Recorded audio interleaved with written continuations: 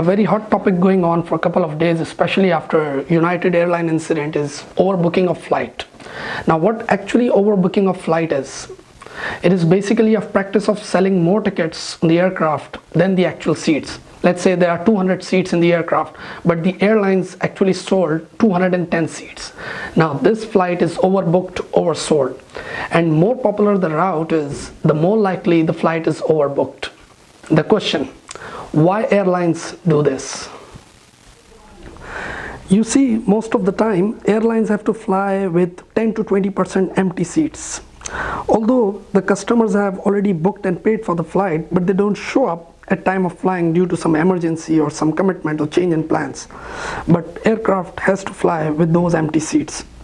I remember once I was traveling from Qatar to Singapore, like 7 to 8 hours flight on the most luxurious aircraft, A350, and you'll be shocked that it was 100% empty. Just imagine the loss.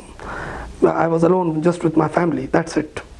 So what they want is, they want to fully utilize their resources, and that's why they overbook based on their past experiences, past practices. Airlines know, like, there are X percentage of people, they don't show up at time of flying. The benefit they get is, first of all, they utilize their resources. Secondly, they can play with pricing, because like they can attract more customers. They know that certain number of people, they won't come, and they can sell more tickets. Thirdly, they give flexible option to their customers. Like, obviously with certain fees, this is their extra income. Like, they allow their customer, if you want to change your plan, or you want to go with the next flight, or after 2 days, 3 days, you can do it by paying extra. Even the non-refundable tickets are modified with extra fees. The problem arises when the flight is overbooked and everybody is available. Let's say 200 seats in the aircraft and 210 people are available, and everybody willing to travel now. Now, they won't let you holding the tail of the aircraft or sitting on the tail of the aircraft and fly. That's not possible. Now, what they do is, they give incentive to the passenger, to the customers. They try to motivate them to give up their seat.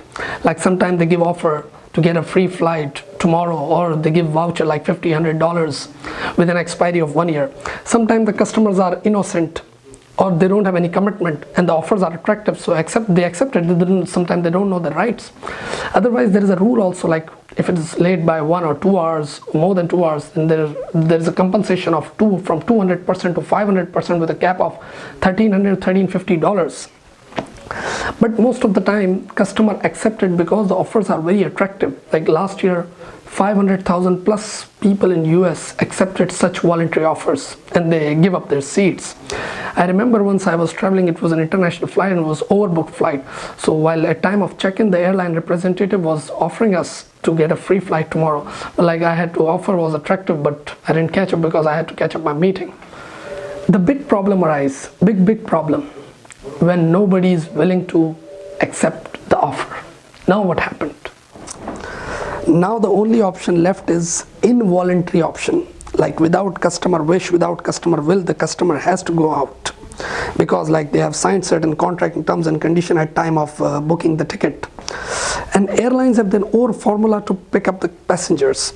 Like, sometime last check-in passengers, sometime last ticket purchased, or the cheapest ticket purchase, XYZ. They have their own formula to pick up the customer. So like, this is involuntary option. There are two options. One is the voluntary option with customer wish, and one is the involuntary option without customer wish. So the lesson is, if you want to avoid such circumstances, and if you don't want to miss your flight, try to reach airport early. Last thing, if you want to travel free and you want to be a smart flyer, and normally people are doing this nowadays, so when you are booking the ticket, obviously you don't have any commitment. When you are booking the ticket, make sure the route is popular, and as I said, the more popular the route is, the more likely the flight is overbooked. And make sure the dates are like the busiest dates. So when you reach the airport, go to the airline counter and let them know, hey, I want to give up my seat on voluntary basis, so let me know the incentive or offer you are offering today. So if the flight would be overbooked, you will definitely get the offer, and you can enjoy free traveling and other XYZ incentives. Be a safe and smart flyer, and you have a very good day. Thank you.